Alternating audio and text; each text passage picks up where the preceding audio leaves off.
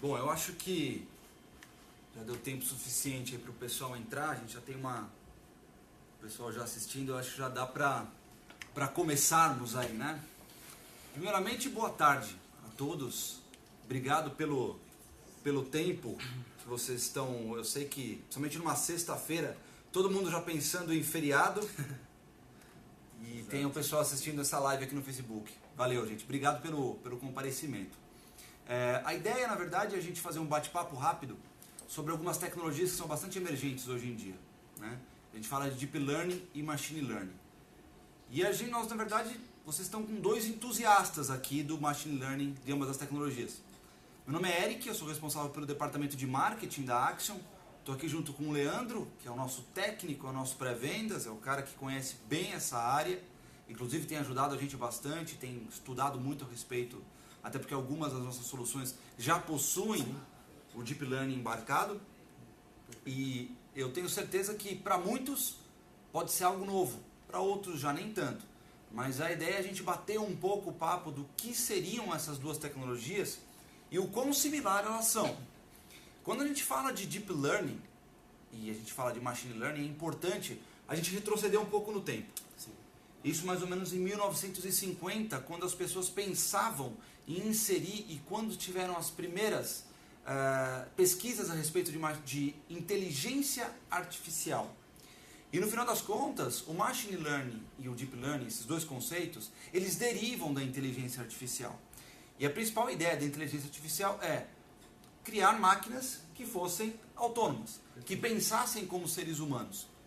E aí, se vocês retrocederem um pouco, e até a gente trazendo alguns filmes, talvez, sim, a gente consegue colocar... Vocês lembram do C3PO? Você lembra, Leandro? Você é novo, não sei se você lembra. Lembram do C3PO? O C3PO é um robô da Guerra nas Estrelas, do Star Wars, e um robô extremamente inteligente. Aquilo talvez seja onde os cientistas quiseram ou imaginaram chegar algum dia. E aquilo talvez seja o conceito mais perfeito quando a gente fala de Deep Learning. E foi por isso que foi um movimento que foi tão conhecido, né? Porque até então era uma coisa que era só imaginada. Isso. Ninguém tinha noção de que um dia seria possível chegar a esse ponto. Exato. E hoje em dia já é uma coisa que é atual. Então, você consegue ter um chatbot, você consegue ter um atendimento automatizado em algumas plataformas que até então tudo era tratado com um ser humano. E aí, hoje em dia tudo é embarcado em inteligência artificial. Exato. E esse é um ponto importante. Mas assim, qual a diferença entre Machine Learning e Deep Learning? Bom, se a gente for falar um pouco de Machine Learning, essa ideia surgiu mais ou menos em 1980, até porque o que se tinha em termos de inteligência artificial era uma coisa que estava muito na cabeça de cientista, mas ninguém sabia exatamente como fazer o negócio. Então começou em 1950, depois de muitos anos que se evoluiu isso. Em 1980 vieram as primeiras ideias a respeito de Machine Learning. E aí foi basicamente como é que funciona o Machine Learning. Ele é um algoritmo, você tem algum cientista trabalhando por trás dele. Né? A gente chama, inclusive, algumas pessoas chamam de Machine Learning com análise preditiva, porque no final das contas é isso que ele é. Tá? Então você tem uma situação a qual você tem um input de informação. Esse input ele pode ser dado através de um Big Data, por exemplo. Então, uma máquina que acessa um grande número de informações e aí ele consegue pensar. É justamente esse o ponto. Você tem o input, ela entra para uma segunda fase onde é criado um modelo de dados. Né? Um modelo de dados que é imputado dentro de um servidor ou de uma máquina bastante parruda e a partir daí é dado o output, o resultado. Esse resultado é uma previsão de um comportamento. Perfeito. Só que como é que ele faz isso? Ele tem uma série de exemplos. O input nada mais é do que uma série de exemplos. Então, vamos supor que a gente queira colocar um carro. Um carro autônomo. O que você faz como input? Você insere todo tipo de informação a respeito de placas de trânsito, de largura de via e uma série de informações das luzes do farol, as luzes de identificação no trânsito. Esses são os inputs que você coloca dentro da máquina para que ela consiga tirar um output e ela consegue ter uma previsão do que fazer. Inclusive o Machine Learning está sendo bastante utilizado dentro de marketing, por exemplo. Você tem uma série de inputs que é dado a respeito de um determinado consumidor, principalmente levando-se em consideração hoje que a gente vive numa época cada vez mais conectada. Sim, né? E qualquer coisa que você faça está gravado em algum lugar. Esse que é o ponto, vai tudo para o que nós chamamos de Big Data. Né? É muito legal esse conceito, porque, como a gente até comentou mais cedo, no começo de tudo, quando a gente fala de eletrônica, você tem o 1 e o 0, o sim e o não, Binário. o in e o out. A partir do momento que a gente consegue fazer com que a máquina tenha um talvez, um terceiro bit, eu consigo trazer todo esse tipo de informação. Exato. E isso é interessante porque, quando a gente fala de comparar um ser humano com uma máquina, o ser humano em si, eu tenho 5 entradas de informação, são informações básicas. Eu tenho a visão, eu tenho o sabor, eu tenho o toque. E a máquina até então não tinha isso. Exato. Não tinha isso. E cada vez mais, quando a gente consegue fazer com que a máquina consiga pensar, ter uma inteligência artificial, Ela vai ser muito melhor que o ser humano em ela algum consegue momento. ser muito melhor. Exato. Então vai chegar uma hora que vamos até ser possível alcançar a perfeição. Exato. É o que eu acredito também. Embora a gente saiba que tem alguns perigos nesse meio. Né? Então, novamente, uma máquina aprende, o machine learning ajuda ela a aprender basicamente, e inclusive várias empresas já estão utilizando o machine learning para tirar algumas conclusões e algumas previsões de comportamento, seja de fraude, seja para ações de marketing, seja para uma seguradora, como segurar se uma pessoa é mais propícia ou não a ter algum problema de saúde, ou ter, simplesmente por ser uma pessoa, algum problema com o carro, talvez ela tenha uma dificuldade, a periculosidade daquela pessoa de causar um acidente com um carro. Então, muitas seguradoras já começam a utilizar o machine learning para aprender um pouco mais e conseguir prever situações. Essa era a análise principal e é para isso que o machine learning existe. Você tem um input, que é um big data enorme, que você coloca dentro de um modelo de dados. Perfeito. E ele vai tirar o quê? Uma análise preditiva. E a partir daí, você vai tomar as suas ações. Inclusive, a gente costuma dizer hoje, quando a gente fala de dados, dado é o grande petróleo que a gente tem hoje em dia. O que você faz com o dado é o produto extraído do petróleo. A gasolina, Exato. o diesel, o óleo. O mais importante não é ter o dado. O mais importante é você ter os insights a partir desse dado. E o que o Machine Learning faz para que você tenha esses insights? Tudo dentro do Machine Learning trabalha com score. Então o Machine Learning trabalha com scores. Então eu tenho um score ou um nível de pontuação, o Leandro tem um nível de pontuação para determinado assunto. Então vamos falar um pouco mais dentro do varejo. Vamos supor que o Big Data identifique que eu sou uma pessoa que tem propensão a comprar celulares. Isso eles conseguem analisar pelo meu clickstream e pelos sites que eu visito, enfim, pelo meu comportamento online. O Big Data consegue identificar que eu tenho propensão a trocar celulares com frequência. Perfeito. O que ele vai fazer, ou algumas lojas, tomando como vantagem o Big Data, eles criam uma análise, um modelo de dados que vão entender, olha, o Eric realmente ele procura muito a respeito do celular. Então eu tenho um score bastante alto quando a gente fala de celular. E o que os varejistas fazem? Se aproveitam disso e começam a lançar anúncios para mim, para que eu fique chegando cada vez mais e ajudando na minha jornada de compra. Isso aí, acredito que todo mundo aqui um dia já tenha se deparado com um anúncio de um carro, de um celular, de uma televisão, na página do Facebook, na página do UOL. Aí você fala assim, pô, mas como é que eu estou num site que não tem nada a ver com esse assunto e eu estou recebendo uma informação? Não, isso que você falou é interessante. Existem algumas, eu não sei se vocês já perceberam isso, e isso é até loucura a gente pensar, mas já começa a entrar um pouco na privacidade da informação, e isso é uma outra discussão que a gente não vai dar, mas eu não sei se vocês já perceberam, quando a gente está falando de algum assunto, e não estamos especificamente com o celular, ou falando com o celular, ou usando o Google Now, Exato. ou usando a Siri. Não, simplesmente a gente está conversando aqui e a gente acaba falando de um determinado produto. O celular está lá, quietinho, né? E ninguém mexe nele, está simplesmente lá, simplesmente uma conversa. Agora, quantos de vocês já não perceberam que começaram a aparecer alguns produtos baseado naquela conversa que você teve com uma pessoa. Até uns amigos nossos aqui, a gente estava numa conversa falando a respeito de um determinado produto, que no caso era Juliette, aqueles óculos Juliette.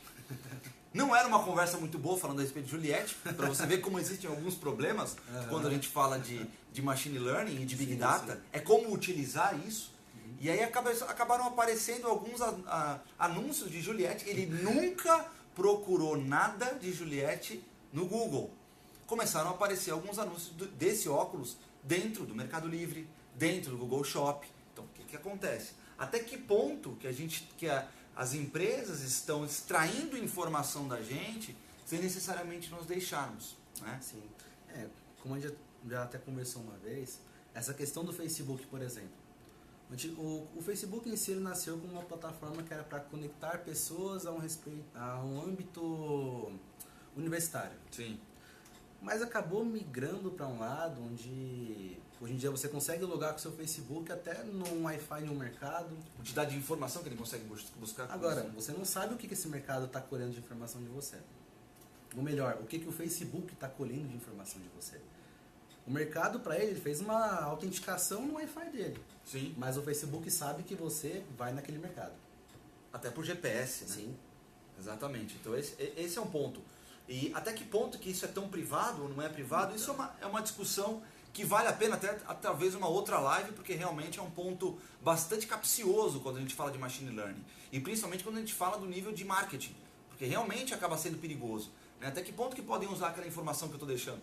Não sei, pode ser algo realmente danoso até, né? Até que ponto que eu deixei? A gente vai ter que ler realmente todo aquele contrato, que a gente que a gente não lê, que a gente nunca lê, né? A gente nunca lê. Então esse é um ponto importante, né? Que a gente vai discutir mais pra frente. Mas antes de a gente seguir e antes de entrar em deep learning, e lembrem bem disso, quando nós falamos aqui, quando a gente tem um carro que você tem um input de dados nele, que é de placas de trânsito, de sinais de trânsito, de farol, enfim, de distância de vias. Isso é o input.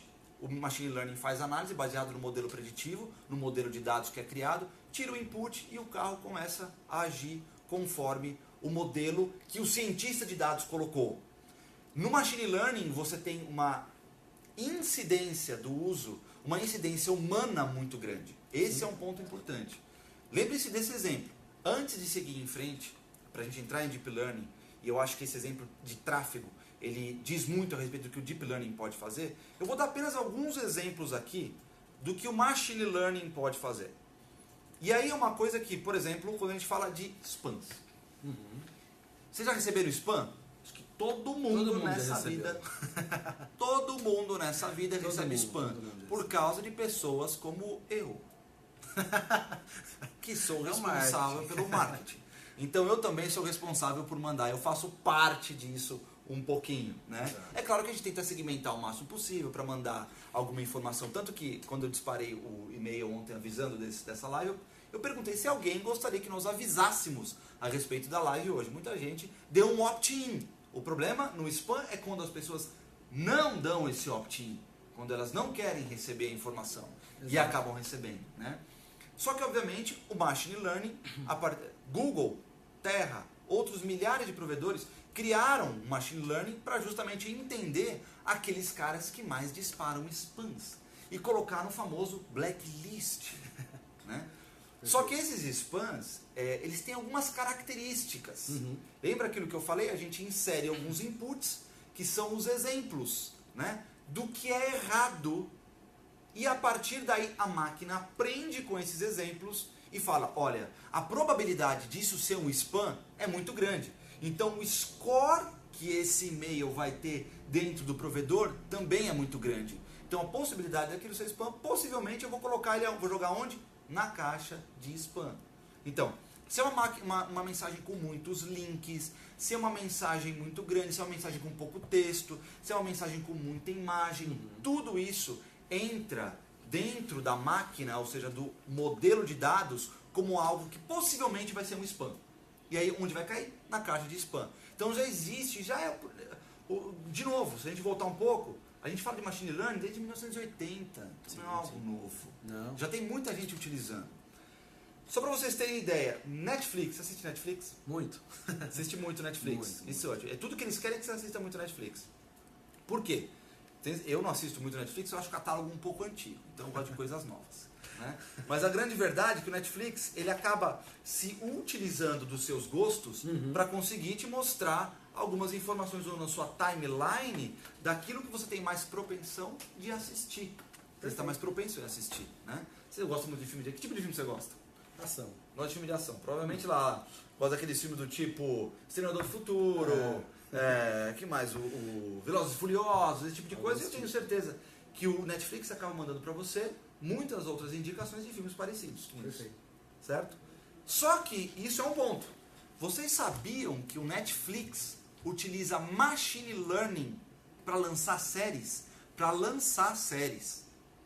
Inclusive, agora você ficou assustado. Nossa. Inclusive, Stranger Things, se vocês já assistiram, foi lançada com base, aliás, ela foi criada com base em machine learning. Eles começaram a entender quais os tipos de séries e quais os elementos que essa série possui e começaram a produzir outras séries a partir desse grande Big Data que o Netflix formou. Então, não que obviamente ela está sendo criada, que a inteligência artificial cria a série do começo ao fim. Não, você existe um roteirista, mas grandes insights, um grande número de insights é dado pela máquina. Então, o machine learning seria uma ferramenta analítica. Analítica, sem dúvida.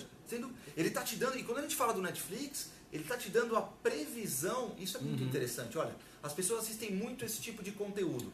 Então, se você produzir um conteúdo que tenha estes pontos como dentro dele, né, como uma série, por exemplo, a possibilidade dela fazer sucesso é muito grande. Olha aí, interessante. Um exemplo é o mundo musical hoje em dia. Né? Se você consegue vai ter um outro padrão exemplo disso. que o pessoal costuma ouvir, qual é o ritmo, qual é o tipo de palavreado, vamos falar assim, eles conseguem cruzar essas informações e trazer isso de uma forma mais certeira. E aí fica aqui uma coisa que eu gostaria que vocês pensassem. Até que ponto a criatividade não está sendo podada? Já que a gente está sempre utilizando coisa do passado para fazer algo no futuro. Não sei. Enfim, não sei. Google Fotos. Quem que utiliza Google Fotos aí? Todo mundo acho que utiliza Google Fotos. Talvez quem tem a Apple acho que não, mas Google Fotos todo mundo utiliza. Não sei se vocês já fizeram uma busca do Google Fotos colocando, por exemplo, gato. Eu tenho lá um aplicativo do Google Fotos, coloquei gato. Ele vai trazer todas as fotos de gato que você tem no seu Google Fotos. Porque ele tem vários exemplos de gatos. Lá atrás, as pessoas que criaram o Google Fotos colocaram alguns exemplos de gatos. Ele basicamente vai fazer uma relação com esses exemplos, vai processar e vai te dar o resultado, o output, como sendo aquilo que ele entende que é um gato. E eu vou dizer uma coisa para vocês. É muito difícil ele errar. Esse seria também o princípio do reconhecimento facial, né? Exatamente, ele utiliza reconhecimento facial, inclusive. As pessoas vão adicionar a foto no Facebook lá, da família, dos amigos, da festa. E quando você clica no rosto de alguém, automaticamente o Facebook já traz para você quem possivelmente seria essa pessoa. Exato. Né? O perfil dessa pessoa atrelado ao rosto da foto. Exatamente. Isso é uma coisa muito louca. É uma coisa... O próprio Google Fotos, faça um teste, assim que a gente terminar essa live, entra no Google Fotos, vai ter lá vai ter a imagem das pessoas, seus parentes, amigos, enfim. Clique em um deles, ele vai trazer absolutamente todas as fotos que você tem daquela pessoa. E é incrível o nível, porque a cabeça da pessoa pode estar desse tamanho aqui. Ele vai trazer. Ele vai trazer. É outro ponto importante. Algumas corretoras em Wall Street estão utilizando machine learning para entender em que momento comprar ou vender ações. Aí é mina de ouro. Né? É a máquina de fazer dinheiro. É máquina de fazer dinheiro. Máquina de fazer dinheiro. A gente tem um ponto importante também. Vocês conhecem a Target? A Target é um varejista americano muito grande. Eles estão começando a utilizar machine learning para entender quais das suas clientes estão grávidas. Ah, mas como isso? Isso é possível? É possível? Muito bem. Eles fazem vários cruzamentos de informação.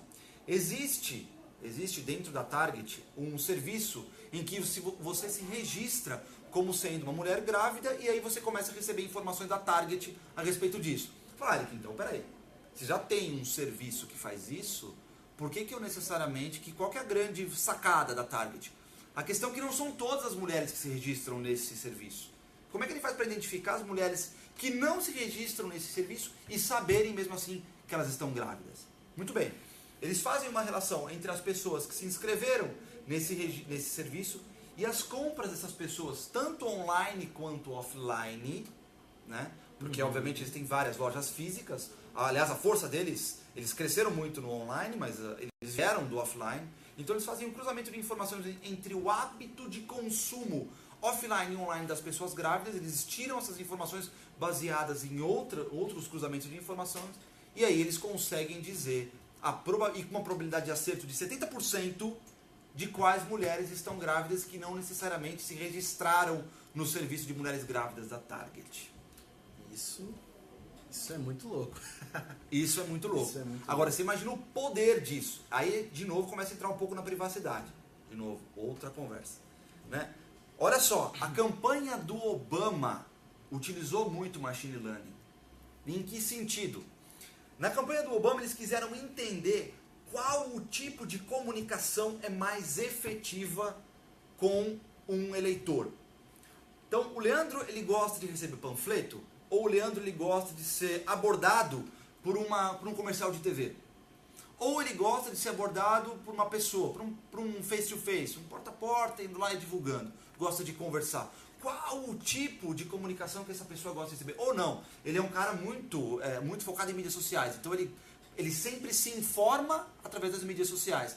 A partir daí, o Machine Learning da campanha do Obama juntou uma série de exemplos, uma série de inputs dados pelo Big Data.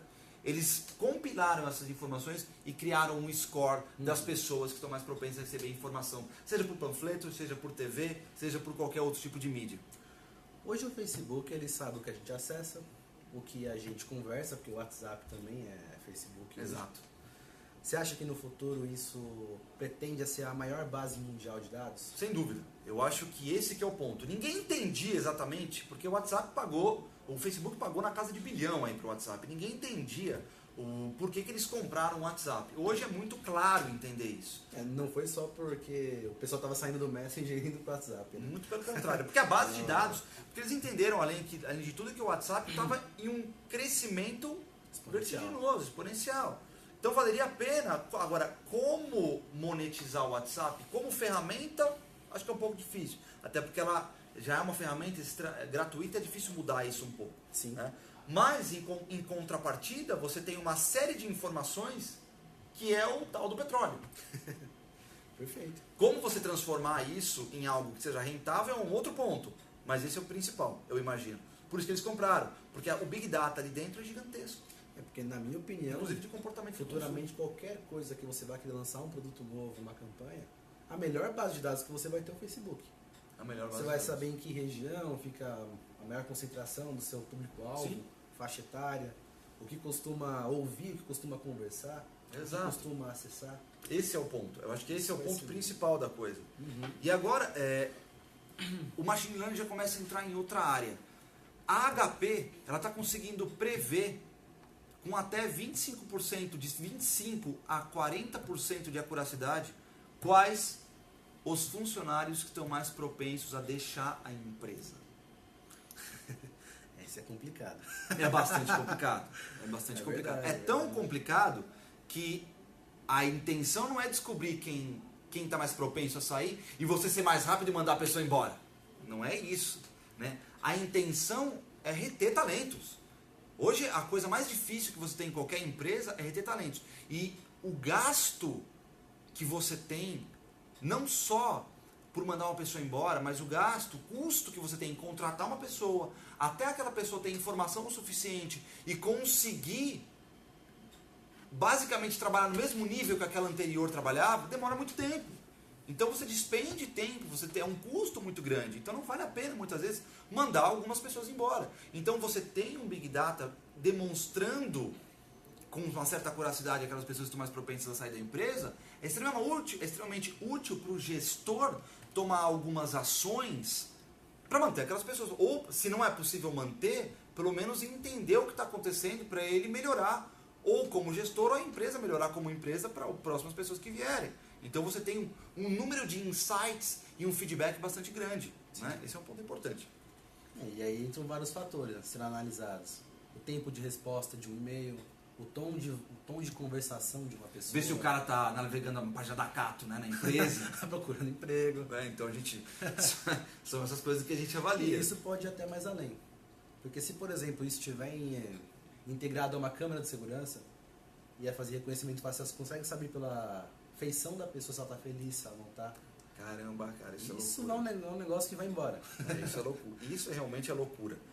Bom, agora vamos entrar, dados, vocês contextualizados sobre do que se trata o Machine Learning, vamos entrar agora um pouco no que é o Deep Learning. Vocês lembram daquela informação que eu dei para vocês a respeito de tráfego, né, sobre placas? Vamos dar um exemplo bem simples do que pode ser do que é um Deep Learning. Quando a gente fala a respeito dentro do Machine Learning, a gente dá algumas informações a respeito de placa, você está dando informação do como é como é o formato de uma placa, como é a cor de uma placa, as dimensões de uma placa. Tudo isso entra dentro de um Machine Learning. Seja uma placa de dê a preferência, seja uma placa de proibido estacionar, uma placa de pare. Tudo isso entra dentro do Big Data do Machine Learning. Né? Então ele sabe muito bem, quando um carro autônomo está andando, ele sabe muito bem do que se trata uma placa. Né? Até aí tudo bem, não é tão difícil se a gente for ver. O problema maior é o seguinte, e se o dia estiver com uma certa neblina? E se uma placa estiver encoberta por uma árvore? O Machine Learning o Machine Learning não vai conseguir tirar conclusões exatas, porque ele precisa ver aquilo perfeitamente. É aí onde entra o Deep Learning. Porque está limitado à referência. Limitado à referência. Né? Limitado à referência. O Deep Learning, ele veio do estudo de redes neurais, de como basicamente o cérebro humano trabalha. E nós trabalhamos também com base em referência, em base em conhecimento, em base nas nossas experiências de vida.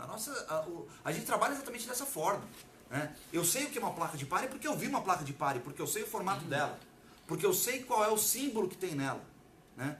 Eu sei, então eu vou parar quando eu ver uma placa de pare, obviamente. Agora, uma máquina que está simplesmente com machine learning, ela não consegue fazer isso.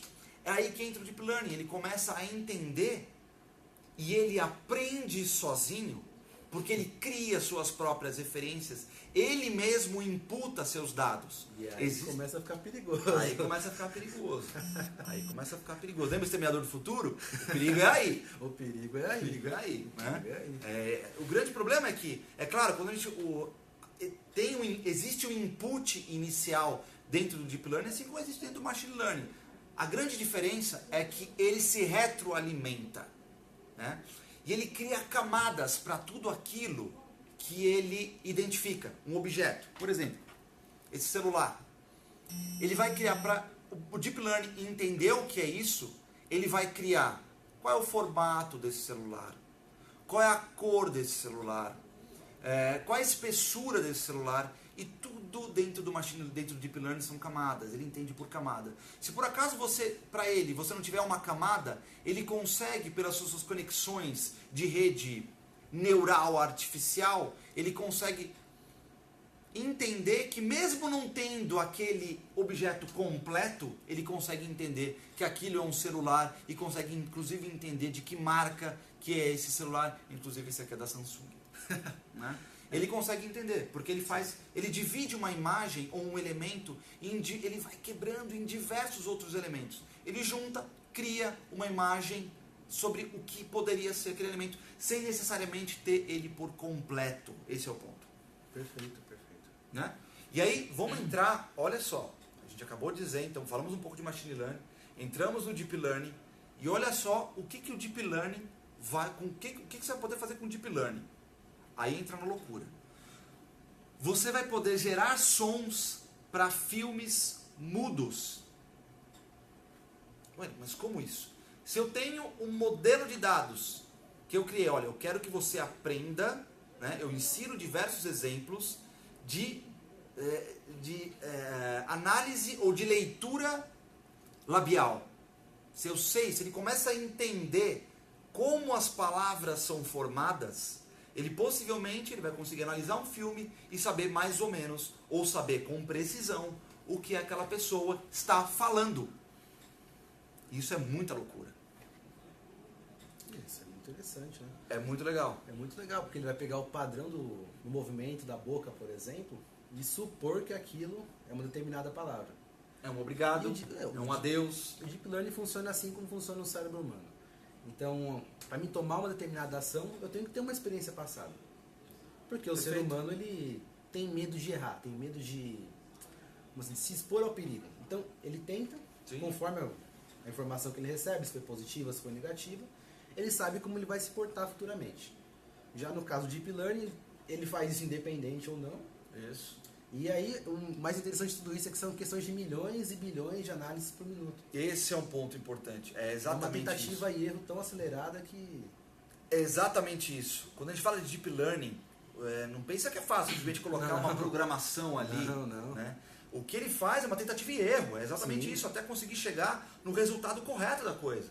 Né? Quando a gente fala para analisar um gato, por exemplo, uma foto simples, a quantidade de tentativas e erros chega na casa do bilhão. Isso ele faz assim.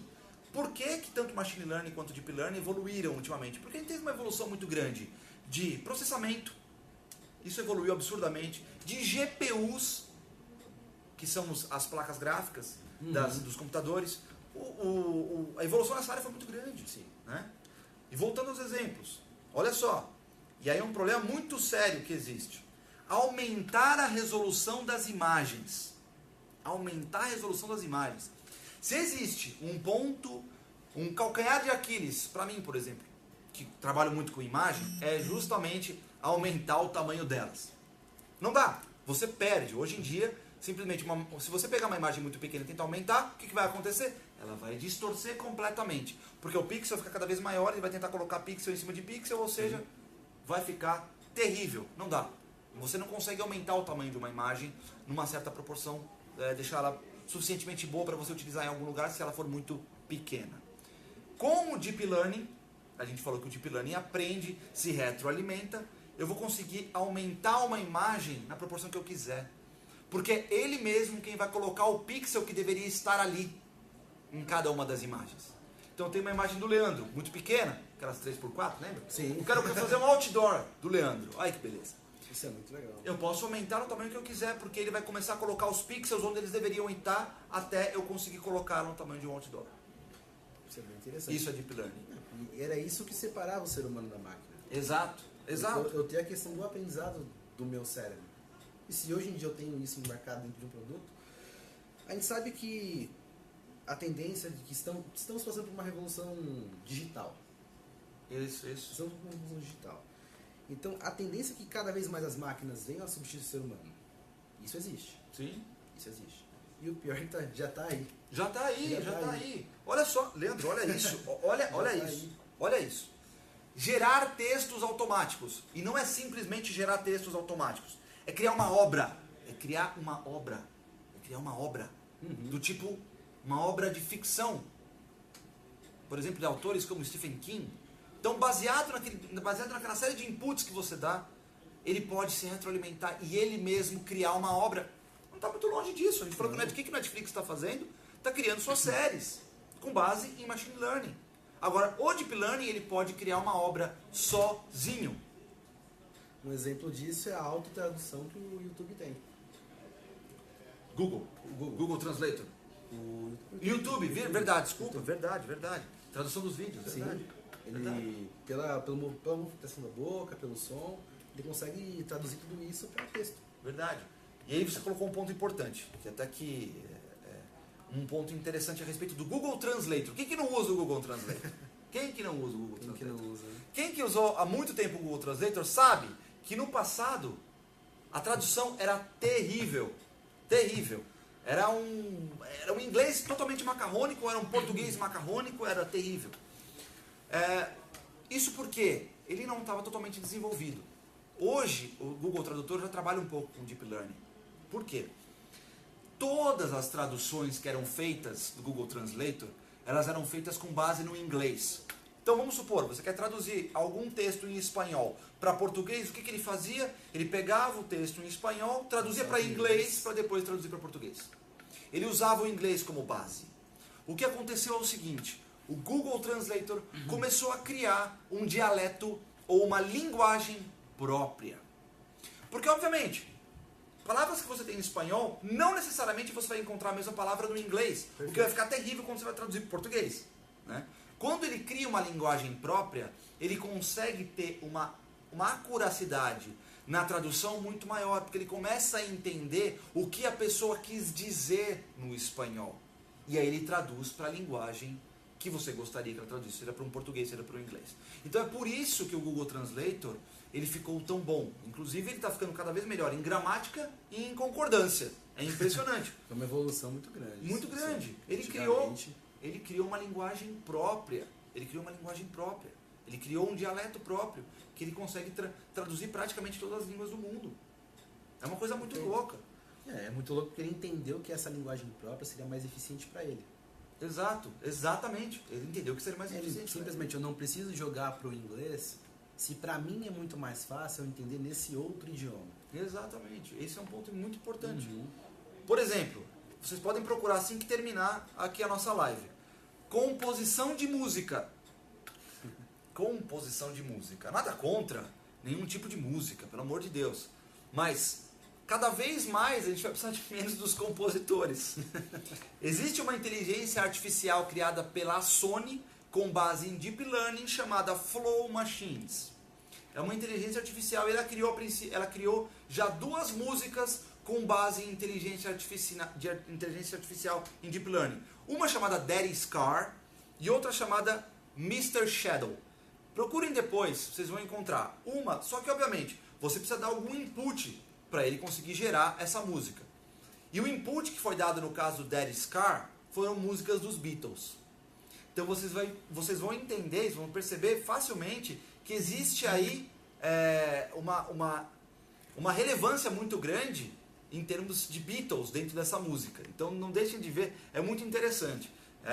Já Mr. Shadow é uma música um pouco mais eletrônica, mas ambas foram criadas com inteligência artificial, não completamente. Né? Quando a gente fala de letra de música, a letra ela foi feita por um compositor. Ainda não colocou a letra, mas futuramente, se eles já criaram a música, a letra não está muito longe, até porque vai criar textos automaticamente no futuro. Então, eu não sei até que ponto os compositores vão ter que tomar cuidado, porque é mais um que o não somente mercado está escasso. Um exemplo que a gente consegue ver são os advogados. Perfeito. Daqui a um determinado tempo, não existirão mais. Até que ponto? Exatamente, isso é importante, né? Isso acho que vale a pena até uma outra live falando da quantidade de empregos ou da quantidade de segmentos que deixam de existir justamente porque a tecnologia está evoluindo de uma forma até fora do comum, né? De uma forma totalmente exponencial. Esse que é o ponto principal, é justamente daí que vem o Machine Learning e Deep Learning, porque realmente a evolução tecnológica está muito grande.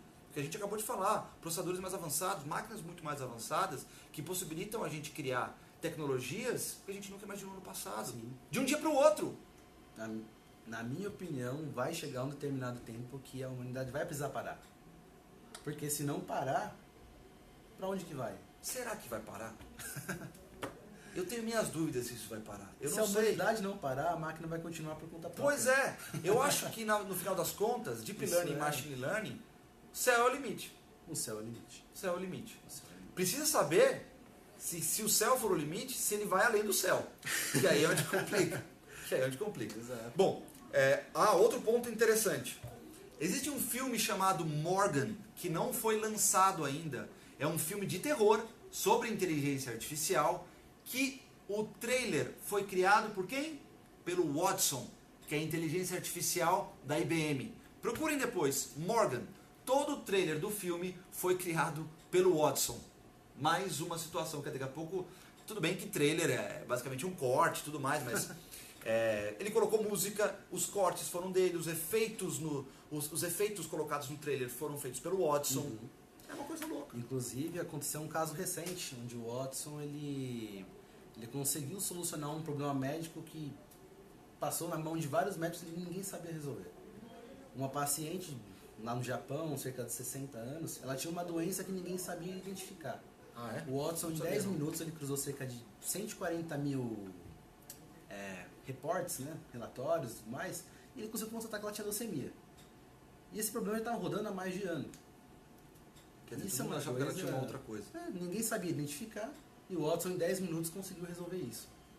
Um programa, se eu não me engano, americano, chamado Jeopardy.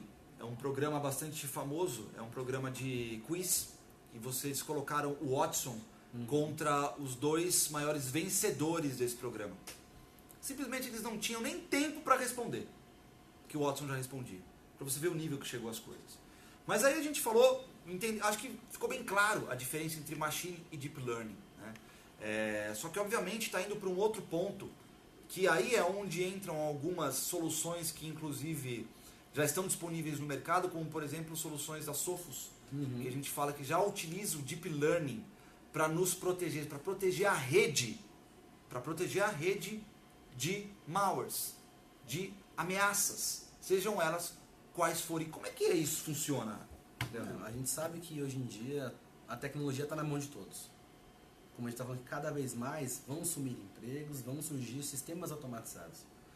Então, se eu vou precisar acessar um banco, eu vou fazer isso pelo meu celular. Se eu vou precisar fazer uma compra, eu posso fazer isso pelo meu celular ou pela minha geladeira. Não preciso mais ir até um estabelecimento físico.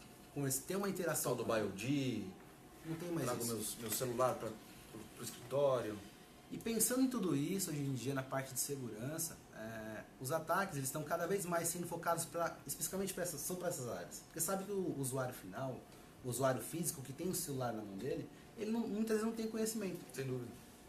Então, todos os dias a gente tem cerca de milhares de ataques novos, milhares de vírus novos, e cada vez mais os fabricantes eles estão precisando se revolucionar na questão como eles trabalhavam antigamente. Acho que revolução, essa é a A palavra. revolução é a palavra. Porque até então tinha todo esse conceito de tecnologia, mas em si existe o usuário ainda como um ponto crítico dentro da estrutura. Pensando em tudo isso, a Sophos ela trouxe uma solução chamada InterceptX, que no início, basicamente, quando a gente, voltando um pouco no tempo, né, quando a gente falava de um vírus, como todo mundo já viu no celular ou no computador, as ferramentas detectavam isso com base em assinatura. Ou seja, eu conheço esse vírus ou eu não conheço esse vírus. E aí vem a tal da vacina, né? Sim. Que seria a correção para dizer para aquele cara que ele conhece aquele vírus agora. Então agora você conhece ele, você consegue bloquear. Essa seria a vacina. Mas hoje em dia a gente não consegue mais trabalhar nesse formato. Porque a movimentação como essa roda está girando é tão acelerada. Tem tão vírus grande. surgindo a cada dia, talvez a cada hora. Então eu preciso ter uma ferramenta que ela trabalhe tanto em análise comportamental, que eu não preciso conhecer isso anteriormente para poder bloquear. Eu preciso somente bloquear. Eu preciso, assim como funciona o cérebro humano, que eu vou ver um cara vindo uma arma na minha direção e identificar que isso é um possível perigo para mim, a ferramenta tem que trabalhar dessa forma. Entendi. Eu não posso simplesmente falar assim, todo mundo que está de camisa azul é bandido. Isso é. Isso não pode acontecer. Existem outros fatores que o meu cérebro leva em consideração. E pensando em levar isso para o mundo digital, que surgiu o InterceptX. Entendi. Então, eu não pego mais o vírus para poder falar assim, é um vírus. Então, agora eu olho para dentro dele, faço uma análise. Então é muito mais proativo do que reativo. É muito mais proativo do que reativo. Tanto que essa ferramenta hoje, ela utiliza o Deep Learning para poder fazer suas análises, né? Então, o Sophos como é que ela faz isso? A Sophos em si ela tem um laboratório, chamado Sophos Labs. Esse laboratório ele já roda há mais de 30 anos colhendo informações.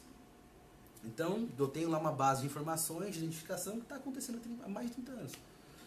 E utilizando uma ferramenta que consiga... Tem um Big Data gigante. Tem um Big Data gigante.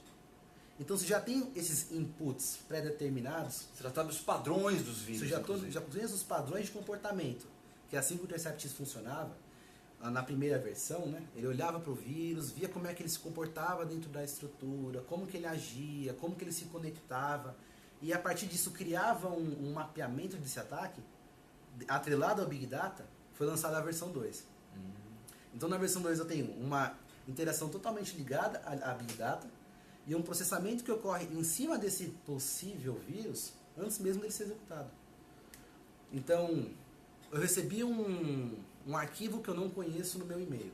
Antes mesmo de eu pensar em abrir, a Sophos já foi, analisou, quebrou esse arquivo em N pedaços, processou em todas as camadas do Deep Learning, como você mencionou, e já garantiu para mim que isso é um vírus ou não. Entendi. E automaticamente, como a gente fala de Deep Learning, que é onde a máquina aprende e compartilha o aprendizado dela, o mundo todo já está remediado. A máquina aprendeu que isso é um vírus, reconheceu que isso é um vírus e compartilhou para todo o restante do mundo. Isso o Intercept X já faz. Já faz. Isso eu acho que, como a gente falou no início, né? Uhum. Tá tudo indo para a tecnologia. Sim. No final das contas é isso. A gente traz o celular para o trabalho, a gente usa o celular em casa, a gente usa a TV está conectada, a geladeira está conectada, o micro-ondas está conectado, o videogame está conectado, o relógio está conectado, cada vez mais a gente tem wearables, então está tudo conectado. E todos somos possíveis vítimas. Eu Sem vejo dúvida. pessoas assim, eu recebi aqui, clique aqui para você receber um iPhone X. O cara clica. Ele não sabe para onde vai chegar, o que vem depois desse clique dele. Mas ele clica. Ele pode simplesmente entrar, dar esse input de informação, executar dentro dele algum tipo de programa, onde vai ser instalado um malware ali que vai sequestrar informações bancárias, que pode realizar uma transferência pelo aplicativo de banco que ele tem dentro do celular dele. Isso é muito importante o que você falou. Acho que o fato da Sophos ter esse Big Data tão grande possibilita ela ter uma reatividade, uma proatividade tão grande que poucos devem ter. Uhum. É interessante, eu acho que no final das contas a gente está indo para um caminho sem volta de tecnologia, eles chamam de ponto de inflexão. Ou seja, daqui não volta mais, ele só adianta, ele só evolui, né? Não volta mais para o que estava. Né? O pessoal tenta segurar o Uber, não há como segurar o Uber, não há como segurar nada nesse sentido, porque outros vão surgir. É uma revolução, não tem jeito, isso não vai mudar. Uhum. Né? Por mais que queiram barrar, isso não vai mudar. Você não tem como brigar contra isso. O que está acontecendo agora, no exemplo, é o Bitcoin. Bitcoin. O Bitcoin, todo mundo fala, o Bitcoin eu só vejo falar no jornal, só vejo falar na boca de alguém.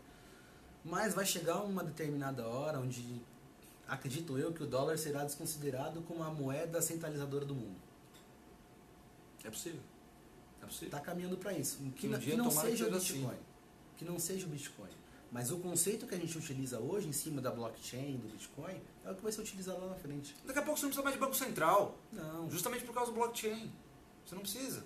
Não. Então, assim, é uma série de coisas. Tá tudo indo. A grande verdade, como tudo está migrando para o tecnológico, tudo está migrando para o mobile, enfim, cada vez mais soluções como essas da Sophos que utilizam Deep Learning vão ser necessárias. Elas vão ser obrigatórias. Acho que vão ser obrigatórias. Se não tivesse, se os fabricantes não começarem a perceber isso e não começarem a trabalhar dessa forma, porque daqui a pouco o próprio hacker está utilizando Deep Learning. E como é que a gente faz? Se o próprio hacker, se os próprios ataques começarem a serem baseados em Deep Learning, você vai ter vírus a cada momento. Se você tiver um ataque que ele sabe em relação a tentativa e acerto, como que ele pode entrar dentro de uma estrutura? Quem barra isso? Ninguém barra isso. Eu acho que é legal, acho que na verdade o que a gente queria trazer aqui era justamente essa conversa sobre essas tecnologias emergentes para fazer vocês entenderem um pouco para onde as coisas estão indo, para onde as empresas estão indo, para vocês verem a série de exemplos que a gente trouxe aqui a respeito tanto de machine quanto de deep learning. Eu acho que não somente as empresas, a sociedade. A sociedade, exato. Então está tudo indo para aí. Esse foi a primeira conversa ao vivo que nós tivemos na Axion. Eu acho que esperamos fazer outras. Perfeito. Né? Inclusive, se vocês tiverem ideias, sugestões para a gente vir aqui trazer e conversar um pouco, vai ser muito bacana. Fiquem à vontade, é o que a gente quer. A gente quer, na verdade, ajudar todos vocês com um pouco de conhecimento, se a gente estiver agregando de alguma forma o que a gente quer. Mas a ideia de fazer essa Axion Live é trazer um pouco de conteúdo, é a gente conversar aqui, que eu acho que é isso que faz a diferença. Né? Deixa eu ver se alguém deixou alguma interação aqui. Tem aí, Leandro, alguma interação com você? E dentro de tudo isso que a gente falou, olha aí, ó, tem gente eu acho interessante também deixar bem ressaltado assim, é para abrir um pouco a mente das pessoas, é para perceber que a sociedade está indo para um caminho que, se você não se adaptar, que lá na frente você vai lembrar do que a gente está falando aqui hoje. Isso. Tomara que lembre. Tomara que lembre. Olha que legal. Vai acontecer, vai acontecer. Vamos lá, ó. Senhor Marcos Roberto, conheço você, hein? O primeiro mapeamento genético demorou 13 anos, hoje é feito em horas, se não minutos. Isso aí. Essa é a verdade. Como as coisas... A gente vive, como eu disse, a gente vive num mundo exponencial. É um mundo totalmente diferente do linear, que cresce numa velocidade absurda. Já tem algumas pesquisas que dizem que o conhecimento humano ele vai se duplicar a cada 70 dias. O conhecimento humano vai se duplicar a cada 70 dias. Isso é loucura, né? Por isso que o Marcos colocou isso. É bem verdade. Eu não tenho muito, assim, não tenho uma idade muito elevada. Mas eu lembro que dos anos 2000 pra cá, eu tenho. Muita coisa mudou. Muita coisa mudou. 2000 pra cá, muita coisa mudou. É um choque de realidade. Eu acho que quem estava vivo naquela época, estivesse hoje para poder ver, ia tomar um baque. E não passou muito tempo. O que meus pais diriam? O que meus pais diriam? Não passou muito tempo. Falou, hoje é difícil adaptar a qualquer tecnologia, porque sim. Tudo evolui de uma forma tão rápida que realmente não dá. Gente, eu acho que no final das contas é isso que a gente queria passar um pouco para vocês. Eu queria deixar aqui 2 exemplos de livros que eu acho que vocês vão gostar de ler. Eu pelo menos estou lendo, já li um, estou lendo o outro, que são muito legais. A gente tem 2 tipos de livros. A gente tem um do Bill Tensor, chamado Click, que ele mostra um pouco do antes. Como é feita a coleta de dados, o número de Big Data e aí a quantidade de insights que esse livro passa é bastante interessante. Então vocês vão ter um pouco de ideia de que algumas empresas estão coletando de dados para depois tirar algumas informações. Então, recomendo que leiam esse livro. É do Bill Tensor, chamado Click. Né? Ele mostra o antes. Existe um outro livro chamado Eric Siegel, acho que é assim que se pronuncia o nome dele, Eric Siegel, chamado de Análise Preditiva. E aí sim ele mostra o depois. O que as empresas estão fazendo e quais os insights que estão sendo gerados a partir do machine learning, que também pode ser chamado de análise preditiva. O que as empresas estão fazendo, tanto empresas quanto órgãos governamentais, estão fazendo com base tanto no machine learning, não tanto esse livro não fala tanto de deep learning, ele fala muito mais de machine learning, e o que esses órgãos estão fazendo, essas empresas estão fazendo, como por exemplo, identificar se uma pessoa está grávida ou não. Então, para vocês verem que o nível é bastante complicado das coisas. Gente, eu queria realmente do fundo do coração agradecer. Eu acho que foi a nossa primeira tentativa. Eu sinceramente estava bastante nervoso. Não sei do Leandro, mas eu estava bastante nervoso. A primeira vez é sempre complicada. É a primeira de muitas. A primeira de muitas. Esperamos realmente fazer outras. Gostaria de agradecer realmente a todos que participaram. Fica aí meu convite para uma nova oportunidade. Eu vou divulgar no Facebook quando tiver um novo bate-papo. Vou divulgar por e-mail também. Então não deixe de se cadastrar no nosso site, não deixem de seguir a gente no Facebook. Vocês vão saber assim que nós tivermos uma novidade a respeito de novos bate-papos. Perfeito. É isso? Exatamente. Quero agradecer também a presença de cada um de vocês, né? E nos vemos nas próximas. Tanto que agora eu vou ter que sair, dar um concluir aí, vocês vão ver essa situação. Não é que nem telejornal que vocês veem aqui passando aquele monte de letra, né? Vou ter que levantar e desligar. Valeu, gente. Obrigado. Valeu. Tchau, tchau.